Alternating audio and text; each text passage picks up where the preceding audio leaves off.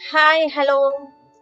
ఈరోజు మనం మార్నింగ్ మధురైలో దిగాము. యాక్చువల్‌గా ఏం జరిగిందంటే, బస్ కొంచెం ప్రాబ్లమ్ అయిపోయింది. బ్రేక్ డౌన్ అయిపోయింది. రిపేర్ అయిపోయింది. సో, దానివల్ల లేట్‌గా రీచ్ అయిపోయాం మధురైకి.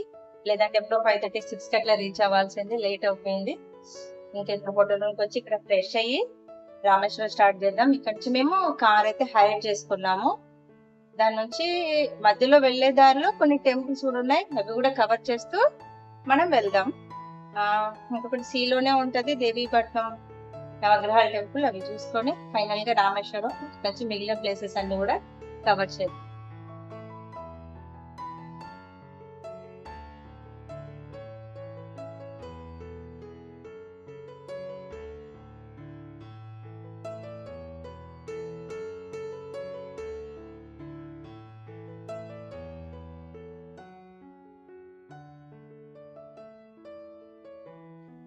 మేము ఫ్రెష్ అయ్యి వచ్చేసి బ్రేక్ఫాస్ట్ చేద్దామని మదురైలోనే శ్రీ శబరీస్ అనే హోటల్కి వచ్చాము. ఆంబియన్స్ అయితే చాలా బాగుంది, చూస్తున్నారు కదా, చాలా బాగా నచ్చింది నాకు. ఆంబియన్సే కాదు, ఇక్కడ దాని మించి టిఫిన్ కూడా చాలా టేస్టీగా ఉండింది. ఎక్కడైనా సరే మనకి టిఫిన్ బాగుంటే చట్నీ బాగుండదు, లేదంటే టిఫిన్ బాగుండదు అని అనుకుంటాం కదా, కానీ ఇక్కడ అలా ఏం లేదు.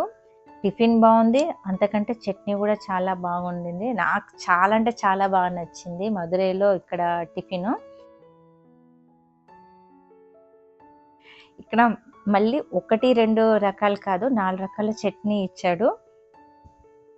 పుదీనా చట్నీ ఇచ్చాడు, టమాటో చట్నీ ఇచ్చాడు, కొబ్బరి చట్నీ అండ్ కారం చట్నీ, సాంబార్. దేనికైతే చాలా అంటే చాలా సూపర్గా ఉన్నాయన్నమాట. ఇక్కడ మళ్ళీ ఎప్పుడైనా వెళ్తే ఇక్కడే ట్రై చేస్తాను నేనైతే, అంత చాలా బాగుంది. దాని తర్వాత మేము దేవీపట్నం రీచ్ అయిపోయాం. దేవీపట్నంలో నవగ్రహాల టెంపుల్ వచ్చి వాటర్లోనే, సీలోనే, సముద్రంలోనే ఉంటుంది. ఇక్కడ ఇదంతా చూసినట్టుగా కన్స్ట్రక్షన్ ఇంకా జరుగుతుంది, గోయింగ్ అనమాట. వాటర్లో చూసారుగా పిక్లో, వాటర్లో ఉంటుంది నవగ్రహాలు. ఆ లోపల మనం దిగి ప్రదక్షిణ చేసుకోవచ్చు. లేదు మేము దిగలేమనుకుంటే ఇప్పుడు మనం వెళ్తున్న ఈ దారి ఉంది కదా, ఇలా చుట్టూ కూడా ఇలా ప్రదక్షిణ చేసుకోవచ్చు అన్నమాట. దేవీపట్నం దాటేసి వచ్చిన తర్వాత హైవేలో ఒక ఊరు దగ్గర చక్కగా పక్కనే పెట్టుకొని చాలా ఫ్రూట్స్ అమ్ముతున్నారు. నాకు చాలా బాగా అనిపించింది. చాలా రకాలు ఉన్నాయన్నమాట. ఒక్క గ్లాసు 30 రూపీస్, 35 రూపీస్ అంతే ఉంది. లోకల్ ఫ్రూట్స్ కాకుండా చాలా రకాల ఫ్రూట్స్ ఉన్నాయి. ఒక 7-8 రకాల దాకా ఉన్నాయన్నమాట. మేము ఒక 2-3 టైప్స్ తీసుకున్నాము. టేస్ట్ కూడా చాలా బాగా అనిపించింది. అండ్ ఇక్కడ ఇంకోటి ఏంటంటే, మాకు మార్నింగ్ లేట్ అవ్వడం వల్ల దేవీపట్నం దాటిన తర్వాత కోదండరాముని ఆలయం ఉంటుంది ఒకటి, అది కూడా చాలా ఓల్డెన్ టెంపుల్ అనమాట. దాన్ని మిస్ అయిపోయాము. అది మళ్ళీ అక్కడ దర్శనం చేసుకుంటే రామేశ్వరంలోను ధనుష్కోటి ఏదో ఒకటి మనం మిస్ అవ్వాల్సి వస్తుందని చెప్పి దాన్ని స్కిప్ చేసి వచ్చేసాం. రామేశ్వరంకి అయితే ఇంకా స్టార్ట్ అయిపోయాము. రామేశ్వరంకి మనం వచ్చే దారంతా కూడా right side, left side 2 sides కూడా మనకి సీయే ఉంటుంది, సముద్రమే ఉంటుంది. కనుచూపు మేరంతా సముద్రమే కనిపిస్తుంది. ఇంకా రామేశ్వరం ఎంటర్ అయిపోయాం మనం. ఈ బ్రిడ్జికి లెఫ్ట్ సైడ్ వచ్చి అదే పాంబన్ బ్రిడ్జ్ అంటాం కదా. చిన్నప్పుడు పుస్తకాల్లో, సోషల్లో చదువుకున్నప్పుడు అబ్బాయి ఎప్పుడు చూస్తానా దీన్ని అనుకునేదాన్ని. చివరికైతే నా కళ నెరవేరింది అనుకోవచ్చు. అటుపక్క కన్స్ట్రక్ట్ అవుతుంది కదా, అది న్యూ టెక్నాలజీ తోటి అది కన్స్ట్రక్ట్ అవుతుంది. ఇంకా పూర్తి కాలేదు, అదైతే కన్స్ట్రక్షన్ ఇంకా జరుగుతుంది. ఇంకా ఇప్పటికైతే ట్రైన్స్ అవంతా ఇటుపక్క నుంచే పోతున్నాయి అన్నమాట. ఈ రైట్ సైడ్కి వచ్చి ఇది వాటర్, మొత్తం షిప్స్, దూరంగా ఒక ఐలాండ్ లాగా కనిపిస్తుంది. చూడడానికి గ్రీనరీ తోటి చాలా అంటే చాలా బాగుండింది. మొత్తం వాటర్ స్కై కలిసిపోయినట్టుగా కనిపిస్తుంది కదా, అద్భుతంగా ఉంది కదా అసలు అయితేను.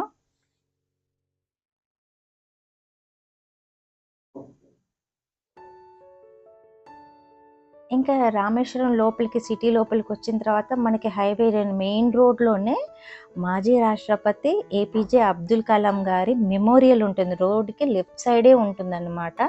చాలా పెద్దగా ఉంటుంది. ఇక్కడ మా అబ్బాయికి ఆయన కొటేషన్ ఉంటే ఎక్స్ప్లెయిన్ చేస్తున్నాను నేను. ఇక్కడ చాలా పెద్దది. లోపల ఆయన సమాధి ఉంటుంది, ఆయనకు సంబంధించిన థింగ్స్, వస్తువులు అన్నీ ఉంటాయన్నమాట. ఆయన రాసిన బుక్స్ కానీ ఆయనకు సంబంధించినవన్నీ లోపల ఉన్నాయి. లోపలికైతే కెమెరా కానీ ఫోన్ కానీ ఏం అలో లేదు. బయట నుంచే మనకు కావాలంటే వీడియోస్ ఫొటోస్ తీసుకోవచ్చు అంతే.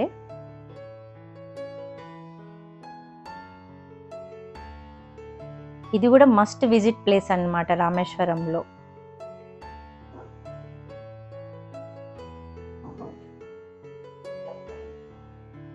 ఇక్కడ మొత్తం ధనుష్కోటి వచ్చిన తర్వాత సముద్రంలో దొరికే వాటితో తయారు చేసిన ఉత్పత్తులే ఉన్నాయి. శంకులు కానీ నత్తగుల్లలతో ఆల్చిప్పలతో రెడీ చేసినవే. మావాడు చాలా విచిత్రంగా ఆశ్చర్యంగా చూస్తున్నాడు. ఏంటివి మమ్మీ ఏంటి ఇవి అని అడుగుతుంటే అన్నీ ఎక్స్ప్లెయిన్ చేసి చూపిస్తున్నాడు. వాడికైతే ఆశ్చర్యంగా అనిపిస్తుంది. ఇవన్నీ సముద్రంలో దొరికే వాటితో చేశారా అవి ఇవి అని అడుగుతున్నాడు. చాలా డౌట్స్ అడిగాడు. అన్నీ చూపిస్తా ఉన్నాను, ఎక్స్ప్లెయిన్ చేశాను అనమాట. జ్యువెలరీ ఐటమ్స్ కానీ డోర్స్కి వేసుకునేవి కానీ అన్నీ కూడాను సముద్రంలో దొరికే వాటితోటి, చిన్న చిన్న వాటితోనే పెద్ద పెద్ద వాటితో దొరికే వాటితో అన్నిటితో తయారు చేశారనమాట. చాలా చాలా అంటే చాలా బాగా ఉన్నాయి అన్నమాట అవన్నీ కూడాను. ఇటు పక్కకు వస్తే ఆ దూరంగా పిల్లర్స్ అవి కనిపిస్తున్నాయి కదా, అదేమనుకుంటున్నారు, అది ఒకప్పటి కాలం రైల్వే స్టేషన్, బ్రిటిషర్స్ కాలంలో అది రైల్వే స్టేషన్. అప్పటికి ఆనవాళ్ళు గుర్తుగా ఇప్పుడు ఆ పిల్లర్స్, ఆ గోడ మాత్రమే మిగిలాయి. కాలక్రమేణా వచ్చినటువంటి వరదలు కానీ సునామీ వల్ల కొట్టుకుపోయిందన్నమాట.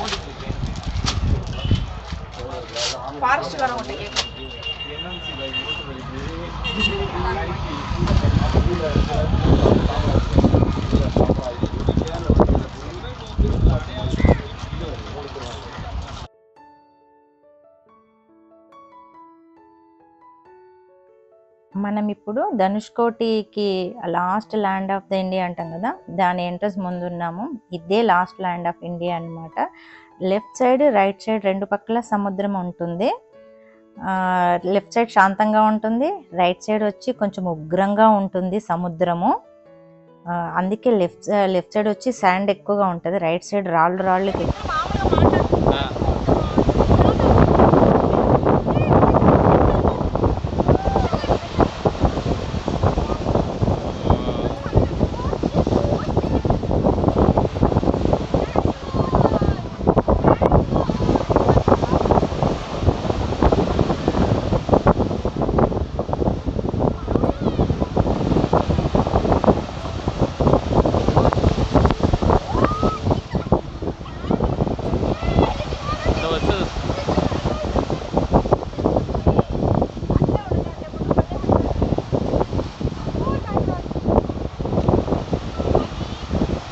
ఇప్పుడు వస్తుంది.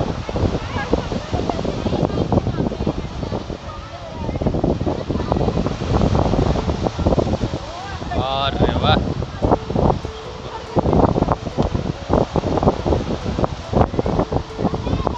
Now coming. ఇది వస్తుంది.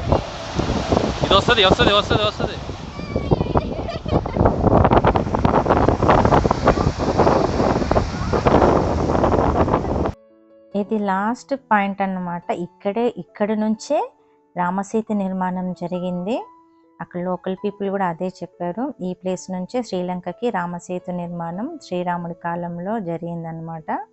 కానీ చాలా అద్భుతంగా ఉంది చూడడానికి, మాటల్లో వర్ణించలేనంత ఆనందం వేసింది నాకు చూసినప్పుడు. ఇక్కడ బే ఆఫ్ బెంగాల్, ఇండియన్ ఓషన్ రెండు కలుస్తాయి అన్నమాట. అందుకే రెండు రకాలుగా ఉంటాయి. ఒకటి శాంతంగా ఉంటే ఒకటి ఉగ్రంగా ఉంటుంది అన్నమాట. పెద్ద పెద్ద అలలు వస్తూ అసలు చూడ్డానికి అంత చాలా బాగుంది. మళ్ళీ రిటర్న్ వచ్చేటప్పుడు మీకు చూపిస్తాను. ఇటు మొత్తం ఇసుక ఉంది కదా, ఇది శాంతంగా ఉండే సముద్రం కాబట్టి ఇసుక ఎక్కువగా ఉందన్నమాట ఇక్కడ, అంతే, వేరే ఏం లేదు. రిటర్న్ ఇప్పుడు మనం వెళ్ళేది ధనుష్కోటి సిటీ. ఇది విలేజ్, దీన్ని ధనుష్కోటి సిటీ అంటారు. అండ్ ఇది లాస్ట్ సిటీ అంటారు. ఇంకొక పేరు ఏంటంటే ఇది గోస్ట్ సిటీ అని కూడా అంటారనమాట. నిజంగానే గోస్ట్ సిటీ లాగే అనిపించింది నాకైతే, ఎందుకంటే ఎవ్వరూ లేరు మేము వెళ్ళినప్పుడు. చాలా ఒకరిద్దరు తప్పించి పెద్దగా ఎవ్వరూ లేరు. ఇది ఇప్పుడు కనిపిస్తుంది ఆ గోడలు అవంతా కూడాను అప్పటి కాలానికి సంబంధించిన చర్చ్ అంట. ఈ పక్క నుంచి అటు లోపలికి వెళ్తే గనక శ్రీరాముడు సీతాదేవికి దాహం వేస్తుంది అంటే చెలిమే తోడి నీళ్ళని తాగిచ్చారంట. ఆ ప్లేస్ ఉంది కానీ ఆ ప్లేస్కి అక్కడికి పంపించట్లేదు. మొత్తం చుట్టూ అంతా ఫెన్సింగ్ వేసి పెట్టారు. ఆ ప్లేస్ ఆ లోపలికి అయితే పంపించట్లేదు ఇప్పుడు. అది కొంచెం పాడైంది, అందుకనే ఎవరిని అలో చేయట్లేదు విజిటర్స్ని. ఇక్కడ ఇప్పుడు ఎవ్వరూ ఉండట్లేదు. ఈ సిటీ ఎందుకు లాస్ట్ సిటీ ఏంటంటే 1965లో ఒక పెద్ద సైక్లోన్ వచ్చి రాత్రికి రాత్రే ఊరంతా కొట్టుకుపోయిందంట. దాని తర్వాత తిరిగి ఇక్కడ ఎవరు మళ్ళీ రీకన్స్ట్రక్ట్ చేసుకోలేదన్నమాట. దాని తర్వాత ఇక్కడ ఎవరు ఉండట్లేదు. ఇప్పుడు ఇక్కడ ఎవరైనా ఉంటున్నారంటే ఫిషెస్ అంటే ఫిష్లు అవి ఇవి అమ్ముకునే వాళ్ళు ఆ చిన్న చిన్న షాప్స్ ఉంటాయి కదా, వాళ్ళు తప్పించి ఎవ్వరూ ఉండట్లేదు. ఆ పాడుబడిన చర్చ్ గోడలు ఇంకొక 2-3 గోడలు తప్పించి పెద్దగా ఏమీ ఇక్కడ లేదు. కానీ నిజంగా గోస్ట్ సిటీ అని ఎందుకు పెట్టారో కానీ చూడడానికి అయితే అలాగే ఉంది, కొంచెం భయంగా స్కారీగానే ఉందన్నమాట. ఇది కూడా చూడాల్సిన must visiting place in Rameswaram Dhanushkodi. Dhanushkodi ఇంక అయిపోయిన తర్వాత నేరుగా టెంపుల్కి వెళ్ళాము. ఫస్ట్ సముద్రంలో మునిగేసి వచ్చి 22 బావుల్లో తీర్థ స్నానాలు చేసుకోవాలి. 22 బావులకి 22 రకాల టేస్ట్లు ఉంటాయి. దీనికి టికెట్ ఉంటుంది. టికెట్ తీసుకొని వస్తే వాళ్ళే చేది నీళ్లు పోస్తారనమాట. మేమైతే క్యాన్లో కూడా పట్టుకున్నాము. 22 బావుల వాటర్ కూడా తీసుకొచ్చామన్నమాట. 22 బావులు ఒక్కొక్కదానికి అసలు ఏమంటారు కంపారిజనే లేదు. టేస్ట్ వేరేలాగా ఉంటుంది. ఉప్పగా, తీయగా, చప్పగా ఉంటాయన్నమాట. అండ్ ఇంకొక విషయం ఏంటంటే ఎన్ని వందల వేల సంవత్సరాలుగా ఇంత జనాలు భక్తులు వస్తున్నా సరే వాటర్ లెవెల్స్ వర్షాకాలంలో పెరగడం కానీ ఎండాకాలం వచ్చినప్పుడు తగ్గిపోవడం కానీ అటు ఏమీ లేదు.